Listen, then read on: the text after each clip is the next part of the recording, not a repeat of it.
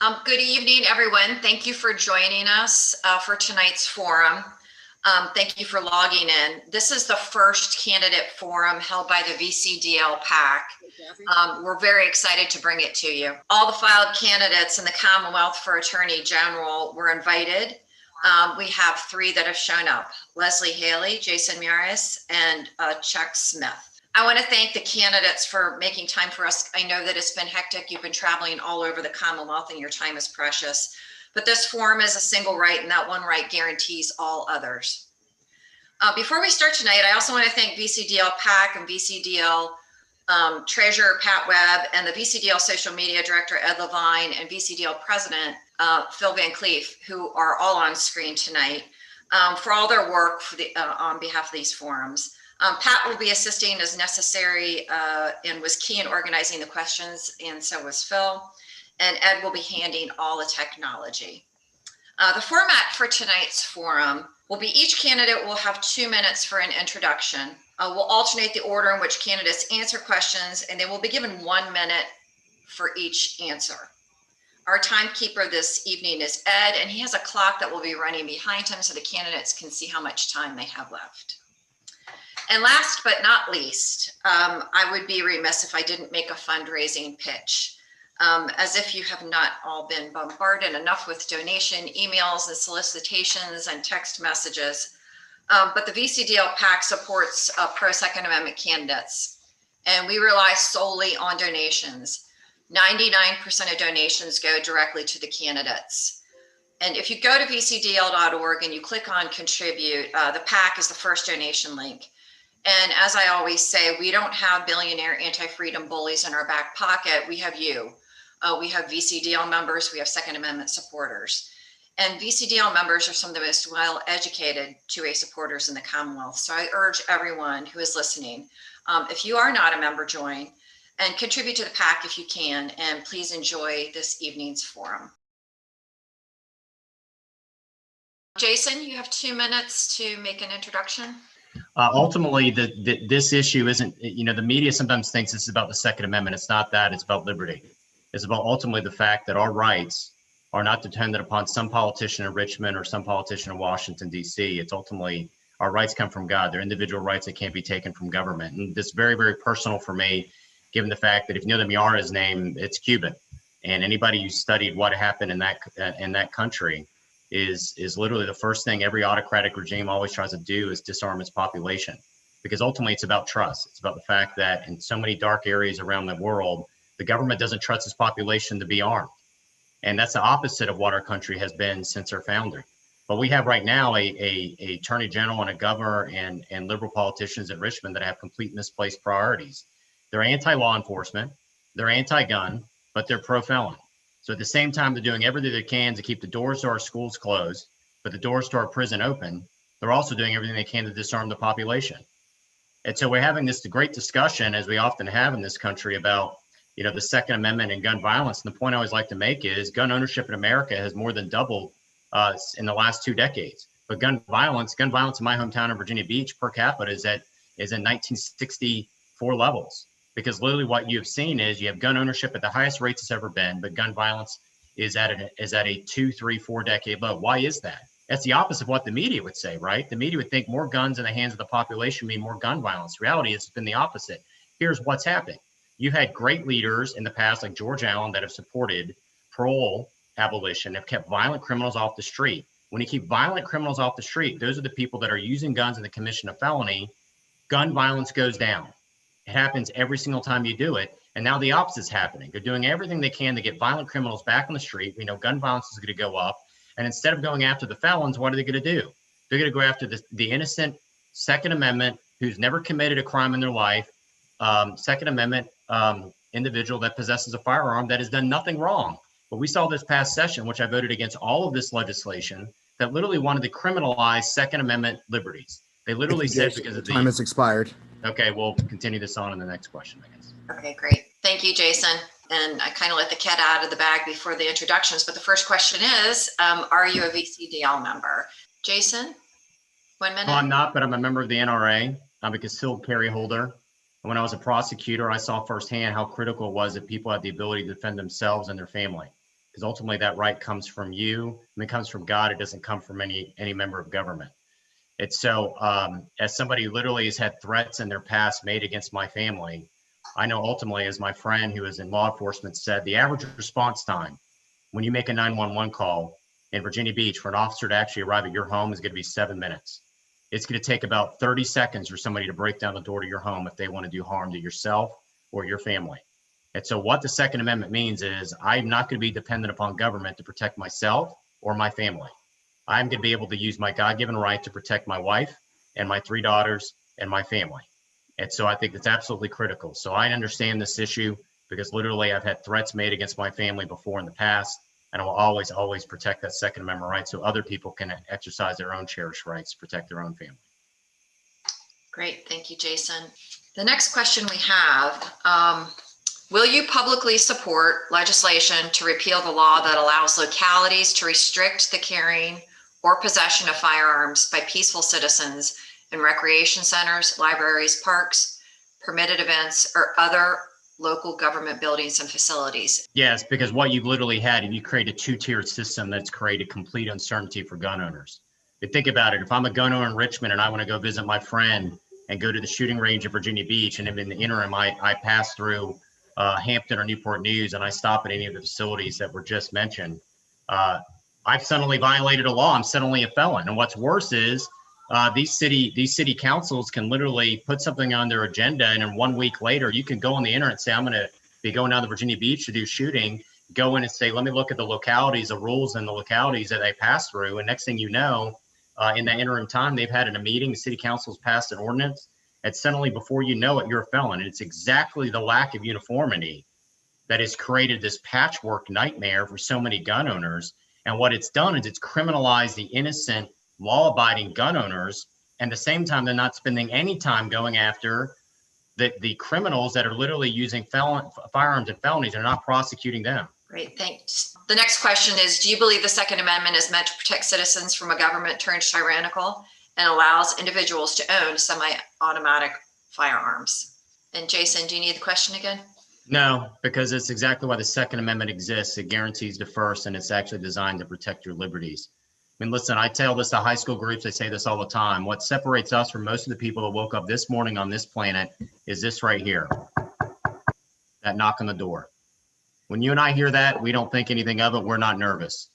But for most of the people that woke up this morning, I don't care if you're in Cuba, I don't care if you're in North Korea, I don't care if you're in China. When you hear this, it means something very, very different. It means the government's there to take you away because you worship God in a manner you disagree with, or you've spoken out against the government, or you've decided to exercise your God-given rights to defend yourself or your family. This is very personal for me because my mother heard that knock on the door in Cuba during Bay of Pigs. Castro's security forces literally showed up in her house in the middle of the night. And what was the first question they asked? Where are your guns? That's the first thing every single socialist communist regime from Cuba to Venezuela to North Korea will always do. They will always disarm their populations. So that's why the Second Amendment's there. It's exactly there to protect you from tyranny and your individual right to defend yourself and your family. Thank you, Jason. The fourth question is, will you discourage prosecution and seizure of firearms under red flag laws, which provides no help to someone having a mental health crisis and leaves that person still able to harm themselves or others, and work to overturn this unconstitutional and unnecessary law?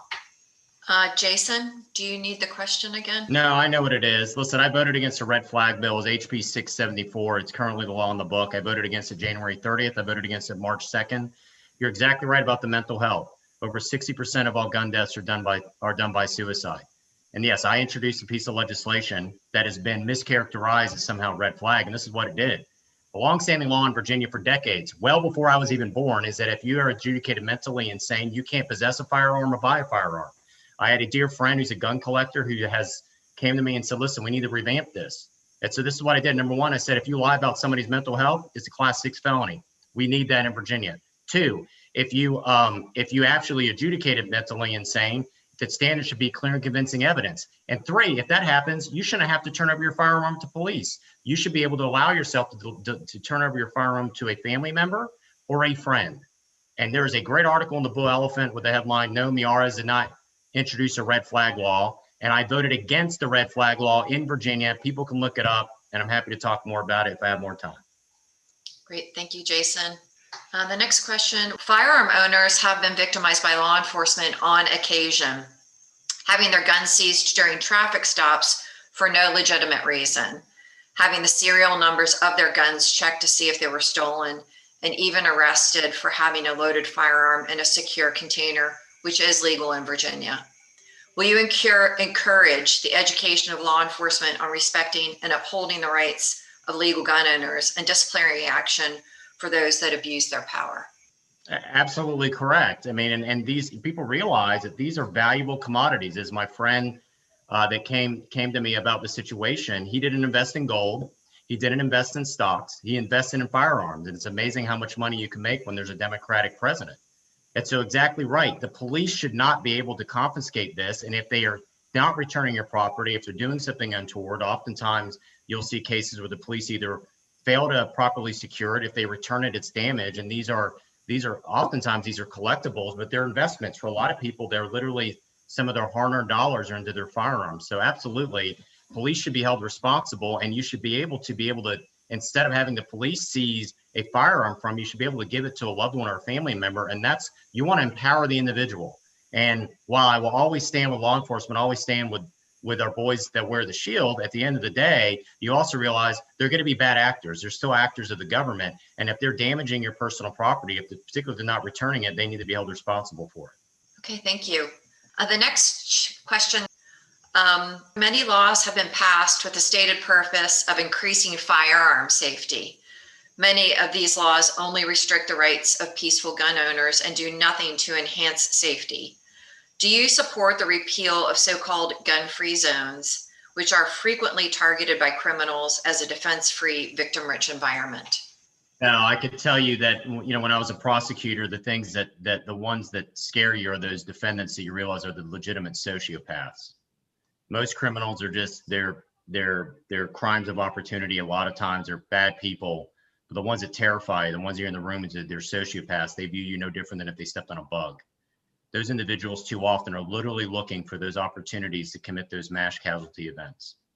They're looking for those gun-free zones because they know at the end of the day, they want to be in an area they can create the most carnage and the most mayhem and the most death in the shortest amount of time. But ultimately, before a good guy with a gun, i.e. a police officer, could show up. And so that's the whole reason why the Second Amendment is there to protect you, is for you having in those moments. Or as I said, as my friend who's a police officer said, the average response time in my hometown is about 7 minutes for an officer to get to your house. I'm not going to wait for an officer to get to my house to defend my family. But you have these areas where these killers, these psychopaths that literally want to commit human carnage, they're going to purposely target them for a reason. Thank you, Jason. Okay, the next question. Will you submit amicus briefs in future cases opposing anti-gun proposals and in support of the rights of Virginia's peaceful gun owners? I mean, listen, I think this, you submit those amicus briefs because you see how closely our Second Amendment rights are. I mean, the Heller decision, the District of Columbia versus Heller, was only a 5-4 decision. That's the Supreme Court case. Anthony Scalia, one of my Supreme Court heroes, it's an individual right. It is not a collective right, which always infuriated me when we had these debates. All of these First Amendments of the Constitution were individual rights. They were not in any way seen as a collective right, but that's what the left and the liberals would always say that it was. But you submit those amicus briefs because that Heller decision was only a 5-4 decision. That should show you how quickly the Supreme Court can turn. I think that this, if we had another case of similar right now, I think we would have probably 5-4 or 6-3. But you want to be that voice. And if anything, reason why I'm running for Attorney General, it's to be the voice for those people that nobody has their back. They don't feel like government has their back. They don't feel like the media has their back. They don't feel like pop culture has their back. I want to be Attorney General that has a voice for them, that they feel like they have their back. And I'll always be able to do that on the Second Amendment. The next question, the question is, a person may openly carry a firearm in Virginia without any special permissions from the state. But if that same person wants to wear a coat that covers their pistol, they must pay a tax and obtain a permit from the government. Do you support constitutional permitless carry and the repeal of the statewide ban on concealed carry? Yes, because I think it's a little bit silly that the idea, whether you, to your point, the example you use, whether I'm a concealed weapons carry holder, I have a Glock. It seems absurd whether it's going to matter whether I have my suit jacket on or whether I carry it in the small of my back. And so I think this is a classic case of government overreach and government regulation. And I like to say that good intentions does not guarantee good results. That's one of our biggest problems in government today. And when I was a legislator, I've met with Phil Van Cleve and a lot of others. I always say, you know, it's a three-part test. What's the problem you're trying to solve? Does your bill actually solve the problem? And three, what's the unintended consequences? There's this patchwork, and we've seen this past year in 2020 and 2021 in the General Assembly, of bill after bill after bill that not just on guns, you can pick on about every issue you can imagine. And that's my always response. Good intentions does not guarantee good results. And there's too few people in government that have any common sense. They may have knowledge, they have no common sense. Thank you, Jason. The next question is, Virginia shares concealed handgun permit information with all 50 states. Because of that, when one of Virginia's 700,000 CHP holders goes to a state that does not recognize Virginia's permit, like Maryland, some permit holders may have been the victims of harassment by law enforcement. Some of those states have even considered the fact that the driver has a concealed handgun permit as probable cause to search a vehicle. Will you support changes to the law that would only disseminate the CHP information to states that recognize the Virginia permit? Jason? Yeah, I mean, this whole debate reminds me of when, Mark Herring went out arbitrarily. I like to say Mark Herring is Virginia's Eric Holder. He's nothing but far left extremist. And he essentially tried to say there's thousands of Virginia concealed weapons permit holders that are crossing over the border from Virginia into North Carolina. They can't have reciprocity. They can't be recognized. And as I said before, he's going to turn literally thousands of law-abiding innocent Virginians suddenly into felons overnight. So anything that would set up a situation where Second Amendment, those that want to exercise their God-given Second Amendment rights are going to be treated like second-class citizens. I mean, listen, I will always back the blue, but listen, we have to hold the police to a high standard. Ultimately, they're one of the few actors in our society that can use force or have a monopoly of the use of force, except in certain situations. If they're using CHP information in other states to somehow stop Virginians, law-abiding Virginians in other states, either harass them or violate their constitutional rights against unreasonable search and seizure, then absolutely it needs to stop and stop now. Thank you, Jason.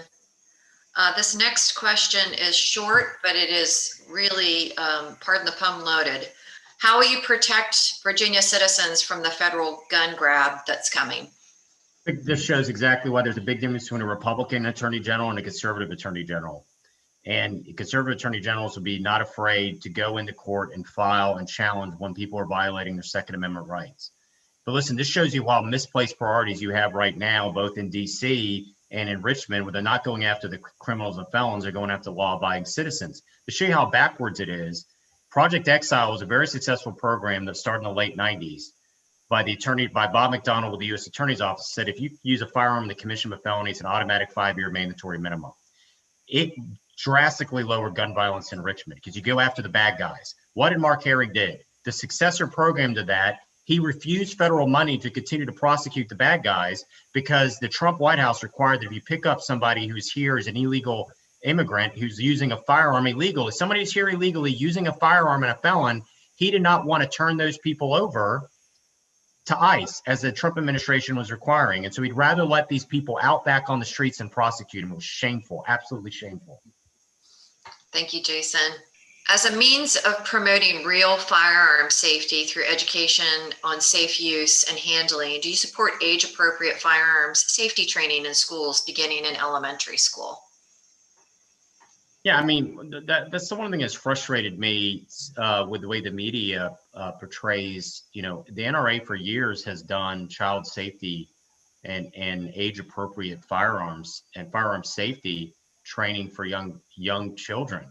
And I think that's absolutely critical, particularly at some of our rural areas where it is literally a way of life. And instead they've been demonized in a way that has been, and I always step back and I marvel and say, how many lives have we saved? We know so many, you always hear the tragic stories of the gun deaths of the children that aren't familiar with the use of how to handle a firearm. They either at a friend's house, they find one, they discover one. And instead of, and this is exactly the case of good intentions don't mean good results. Actually, this is bad intentions leading to bad results, where they're literally limiting. The best way to fight bad information is good information.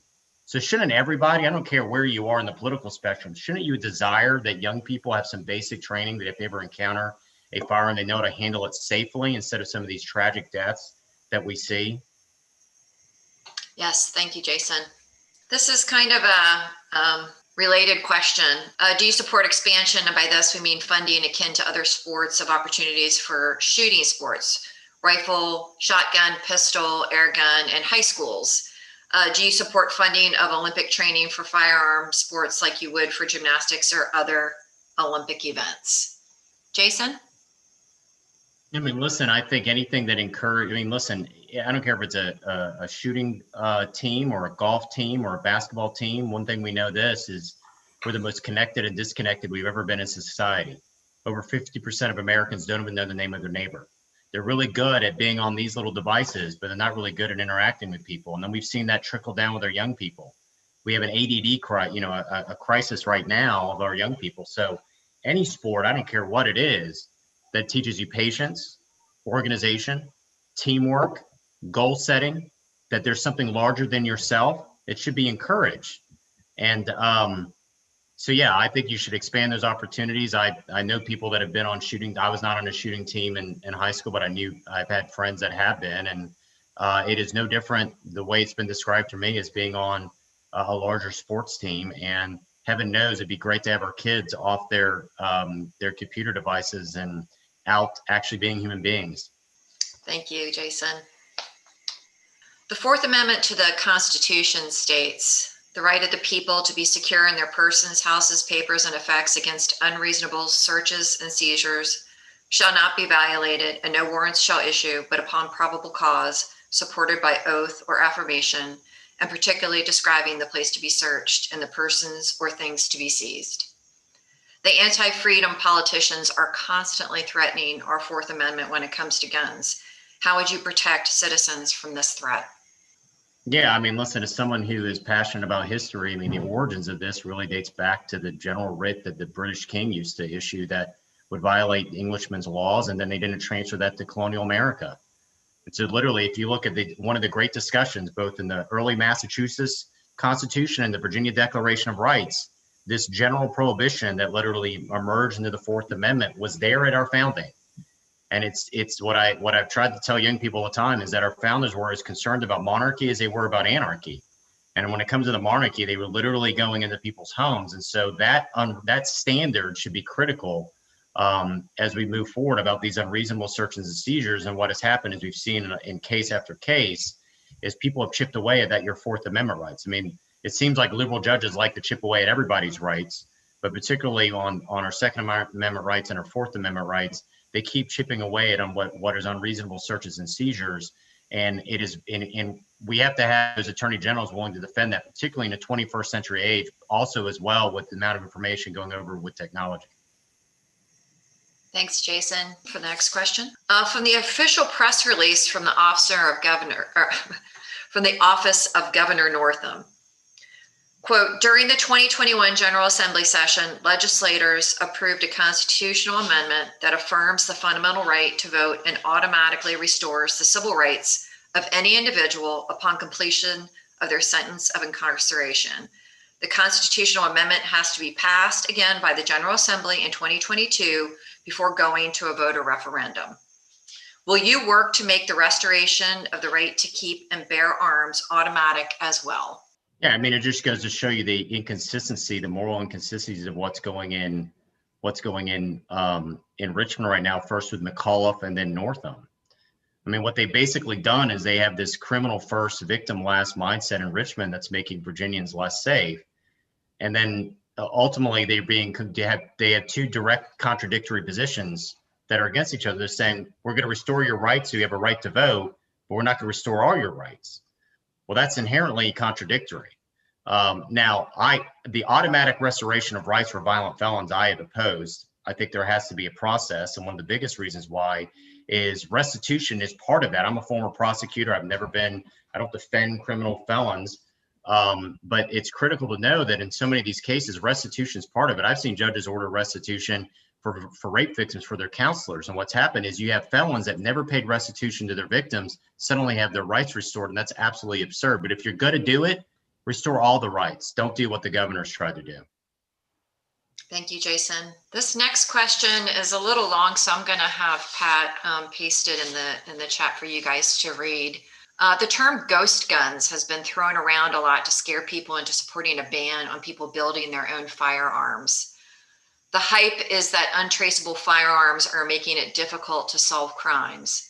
The reality is that traces rarely solve crimes or lead back to the criminal. At best, the trace will lead back to the rightful owner whose firearm was stolen. Current federal and state law does not prohibit people from building their own firearms for lawful personal use. This is a historic national right and has a rich history in this state.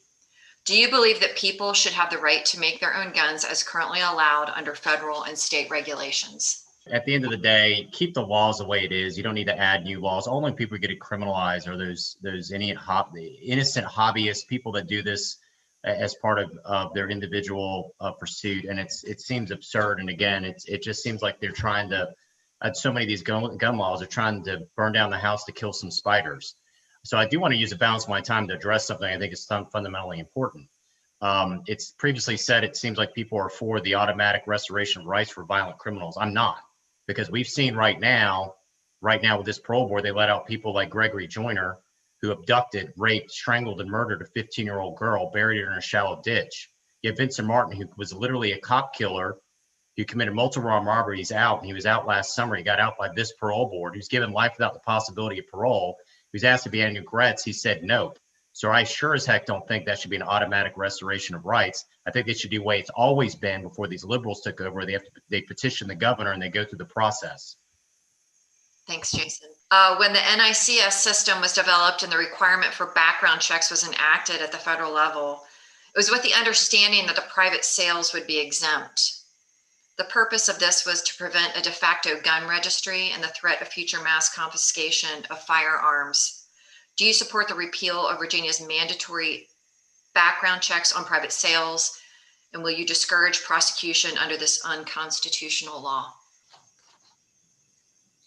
Yeah, I mean, at the end of the day, all this is going to do is this going to suddenly criminalize a grandfather who wants to provide a firearm to their grandson or their son or their daughter as a Christmas gift. I mean, can you imagine the absurdity of saying, listen, this is a family heirloom I want to gift to you on Christmas Day, but we got to wait and go through a background check. So again, this is an example of good intentions not leading to good results. And if you want to go after the criminals, if you really want to lower gun violence, then what you do is you prosecute the bad guys that use guns and felonies. But that's not what the liberals want. And that's the thing that's so infuriating is the left is literally going after the law-abiding innocent citizens that have committed no crime, have, as we know, statistically, those that have concealed weapons holders, they're some of the most law-abiding. They have a lower rate of crime than the general population. And listen, I bought my Glock 26 in a private sale from a fellow prosecutor. So the idea that suddenly I would have committed some horrible criminal crime is absurd. Thanks, Jason. What's your opinion of prosecutors dropping gun charges as part of a plea bargain? I mean, if the question is prosecutorial discretion, I think you have to give prosecutors a large amount of discretion whenever they're prosecuting a case. I mean, that happens on multiple fronts. Oftentimes, if you're prosecuting a case where you have a witness that, quite frankly, won't testify, refuse to testify, or you can't find a witness that can testify, or if you find that the situation warrants it, then yeah, you have to give the prosecutor that kind of discretion, because ultimately it can create a nightmare scenario. But to kind of go back on a previous point, I'm not trying to necessarily go back to my friend Chuck, but I think the problem we run into is you have a McAuliffe Northern Parole Board that they're not allowing criminals to serve their sentence. Criminals, we've seen over 100 murderers get out from prison by this parole board, and so they've been sentenced to life without the possibility of parole. And now it's not a judge that's making the sentence; it's a parole board that's letting it back on our streets. And I think that's a little bit of the distinction. Thanks, Jason. Are you a gun owner? And if so, what types of firearms, what shooting disciplines, and do you belong to a shooting club or range? Yeah, my favorite is my Glock 26 extended magazine. It's gotten so expensive to shoot these days. The price of ammo is like the price of gold. But the one thing I am blessed is my wife's family does have some property out in Pungo that they have built. It's not me. I am not. I have trouble operating heavy equipment, so I would not be somebody who's good at woodworking. But they have designed their own shooting range, and it has been a lot of fun to go out there as well. But listen, I mean, the origins of this, I didn't necessarily grow up in a household with firearms, but nothing made more clear to me for the Second Amendment when situation when my family had a direct threat made against it. And nothing's more terrifying when you know that the things most precious to you in this world, that there are bad people out in this world that want to do them harm. And that one that gives you a sense of helplessness, but also that's why the Second Amendment is given to you by your rights under the God, so you're able to then defend yourself and defend your family. If that dark day ever comes, you're ready and you're prepared. Yes, thank you, Jason. We could not have timed this better. We're supposed to go to 9:30 and everybody gets 2 minutes to finish, and it's 9:24. So hooray for our timing. Jason? You know, over my shoulder is a portrait of one of my heroes, President Ronald Reagan. One of my earliest memories was my mother taking me to see her become a U.S. citizen after she had come here from communist Cuba. And then one of the earliest other memories is her taking me with her to see her vote for her first presidential election for Ronald Reagan. And he said this, he said, of all the nations in the world, America is the only nation in which our national anthem ends with a question mark. Are we still the land of the free and the home of the brave? Now that question has been presented to every single generation since our founding. And ultimately, what guarantees that freedom, the fact that we are the land of the free and the home of the brave, are our Bill of Rights, in particular that Second Amendment right that guarantees those freedoms. But ultimately, we understand, and I like to call it the American miracle, right? My mother fled Cuba in the fall of 1965 with nothing, and almost 50 years of the day was able to vote for me to represent her in the oldest democracy in the Western Hemisphere, the Virginia House of Delegates. But that American miracle, it's not being taught anymore in our schools. It's not being talked anymore in our pop culture. It's not being talked anymore by our media. And everything that makes this country the unique experiment that it has given more second chances and more opportunities to more people. One of my favorite stories of an immigrant coming over and seeing the Statue of Liberty the first time and saying, that is the greatest light the world has ever seen since the Star of Bethlehem. But ultimately, that American miracle is being trashed in ways you've never seen and challenged in ways you never thought would be possible. So if there's any reason why I'm running, like I said, I'm a former prosecutor. I've handled over 600 criminal cases, well north of a 90% conviction rate. But if there's any reason I'm running, is to preserve that American miracle. And so we're calling our delegates that want to come out on May 8th, our freedom builders. I'm asking people if you want to stand with me and be part of that, to defend this last best hope on earth that I think is so precious and I think is really, really facing challenges you never thought before. Go to my website, jason4ag.com. That's jason4ag.com. Look forward to seeing you all on the trail ahead. Thank you, Jason. Again, I want to thank our candidates for making the time to come and talk to the VCDL membership. I want to ask, does Philip have any closing comments? Yeah, I do. And again, I want to thank everybody that's here listening to these candidates. I want to thank Jason and Chuck and Leslie. They're patriots stepping forward to help protect our Commonwealth. Never had I realized the true significance of an attorney general until the one we've got now taught me some bitter lessons about just how important that position is to all of us. And indeed, I think maybe Leslie mentioned it, that, and actually all three of you did, I think, that how let down we've been by an attorney general that's not backing the Constitution and is not standing with the citizens. That's his job.